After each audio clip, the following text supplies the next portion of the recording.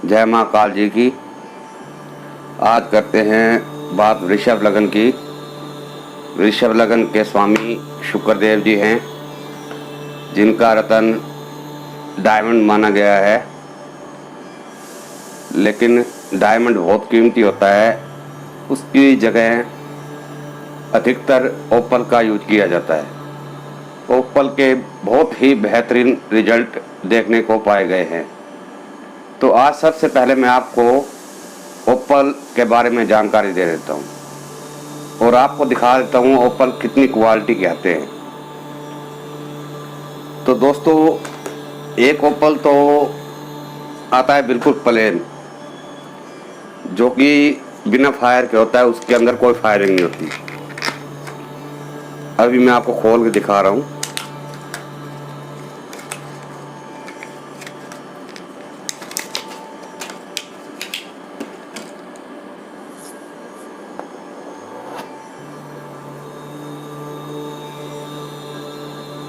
Lab certified copy है।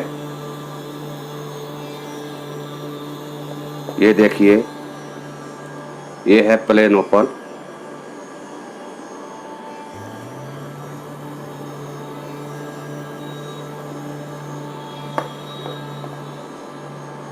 दिखने में ये भी बहुत सुंदर है।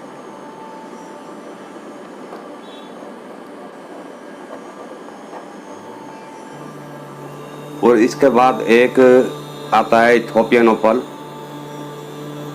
फायर तो उसके अंदर बहुत ज़्यादा होती है, लेकिन कुछ ही दिनों के अंदर वो फायर ख़राब हो जाती है। वो मेरे पास नहीं है।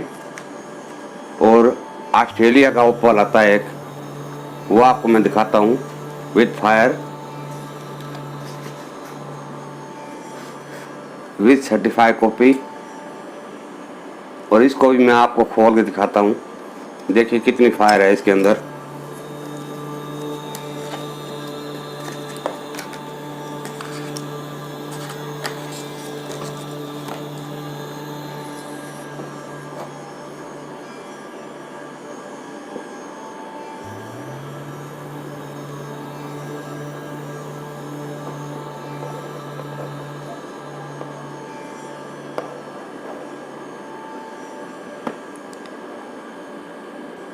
बात समझने वाली है, ध्यान से समझे बात को। ये ऑस्ट्रेलिया का प्योर ओपल है, जो कभी भी खराब नहीं होता। इसके एक साइड थोड़ी कम फायरिंग है और दूसरी साइड फुल फायर है। इसको बोलते हैं फुल फायर ऑस्ट्रेलियन ओपल।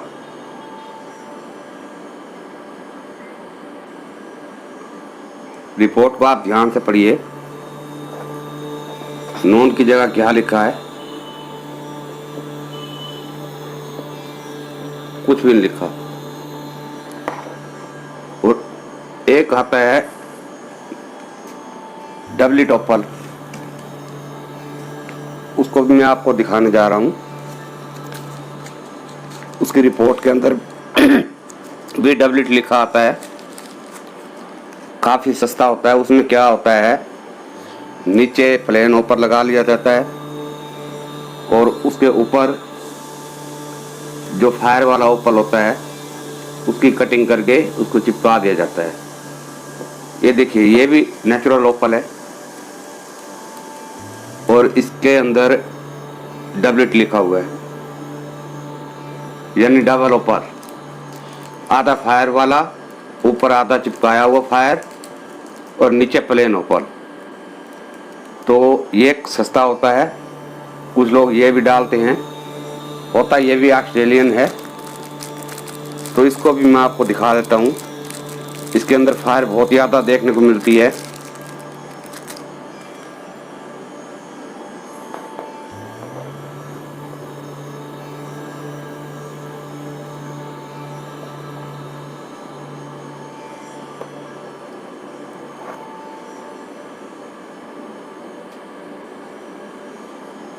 इसके बाद आता है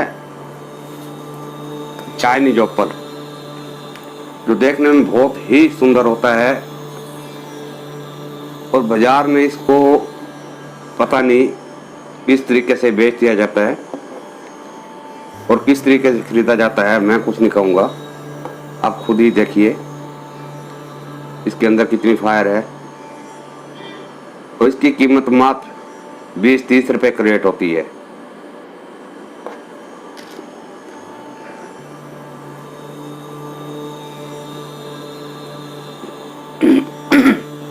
देखिए इस तरीके के बहुत ही ओपल, बेहतरीन ओपल दिखने में मेरे पास पड़े हैं, मगर ये सब के सब डुप्लीकेट है।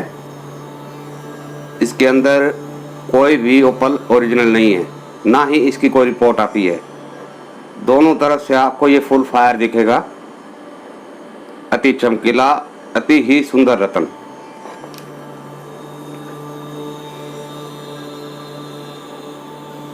तो अब बात करते हैं वृषभ लगन की और चलते हैं हम चार्ट पर। वृषभ लगन में कौन से भाव में आपको शुक्रदेव का रत्न ओपल धारण करना चाहिए, कौन से भाव में धारण नहीं करना चाहिए, कहाँ आपको इसके अच्छे रिजल्ट मिलने चाहिए, तो ये आपको मैं चार्ट पर लेकर चलता हूँ। लीजिए ये आ गया हम बोर्ड पर, जिसके लगन में ही खाना नंबर 2 लिखा है और इसके लगन के स्वामी शुक्रदेव ही हुए। शुक्रदेव लगन के अंदर बैठे हो तो यहाँ आप शुक्रदेव का रत्न अवश्य धारण करें, आपको लाभ प्राप्त होगा।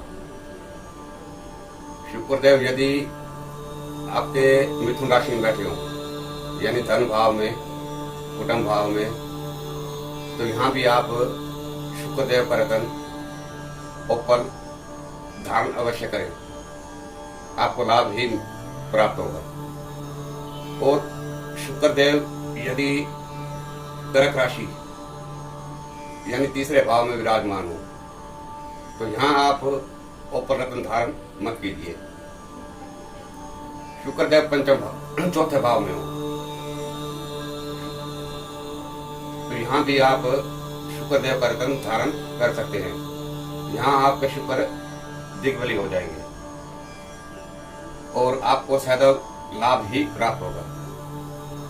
यदि आप शुक्रदेव पंचम भाव में आगे बैठ जाए, यहाँ शुक्रदेव नीच के हो जाएंगे। यहाँ आप शुक्रदेव का रत्न धारण ना करें, शुक्रदेव का पाठ पूजन करें, उससे शुक्रदेव को बलि करें और शुक्रदेव के अच्छे फल प्राप्त करने के लिए शुक्रदेव के पूजन पाठ करें। और यदि शुक्रदेव छठे भाव में आ जाए तब भी आप ओपल धारण ना करें या शुक्रदेव को कोई भी रत्न धारण ना करें। और यदि शुक्रदेव सप्तम स्थान पे तो यहाँ आप शुक्रदेव का रत्न ओपल डायमंड धारण कर सकते हैं। और यदि शुक्रदेव आपके अष्टम भाव में आ जाए तो यहाँ भी आप शुक्रदेव का रत्न धारण ना करें। शुक्रदेव आपके नवम भाव में आ जाए यानी भाग्य भाव में तो यहाँ भी आप शुक्रदेव का रत्न धारण कर सकते हैं। शुक्रदेव दसम भाव में आ जाए, यहाँ भी आप शुक्रदेव का रत्न धारण कर सकते हैं। शुक्रदेव यदि 11वें स्थान पर आ जाए, यहाँ शुक्रदेव आपके उच्च के हो जाएंगे। यहाँ आप शुक्रदेव का रत्न बेहिचक धारण कर सकते हैं। और शुक्रदेव 12वें स्थान पर हो तो यहाँ भी आप शुक्रदेव का रत्न धारण ना करें। अब बात आती है कि कल भी यही लॉजिक था कि मंगल देव का रत्न यहाँ धारण ना करें, यहाँ धारण करें। तो इसके कई कारण हैं जो धीरे धीरे आपको मैं मेष लगन से मीन लगन की कुंडली पूरी होने के बाद सारे कारण बताऊंगा। हर स्थान का कारण भी बताऊंगा, कहाँ धारण करना चाहिए, कहाँ धारण आपको नहीं करना चाहिए। तो आप फिलहाल वृषभ लगन तक देखिए, आपको जानकारी दे रहा हूं। जहां जहां काटे का स्थान है वहां आप शुक्रदेव का रत्न धारण ना करें, शुक्रदेव का पाठ पूजन करें। यदि आपका शुक्रदेव कहीं 3, 6, 8, 12 में बैठा हो या नीच का हो गया और साथ में सूर्य बैठा हो और सूर्य के साथ बैठकर शुक्रदेव अस्त हो जाए, उस अवस्था में आप शुक्रदेव का रत्न धारण कर सकते हैं। इसके अलावा भी बहुत सी कंडीशन होती हैं। पूरा कुंडली विश्लेषण के बाद भी हम जातक को बता पाते हैं कि किस स्थान पर शुक्रदेव है, कब और कितने समय तक उस जातक को शुक्र का रत्न या किसी भी ग्रह का रत्न धारण करवाया जा सकता है। आज के लिए इतना ही।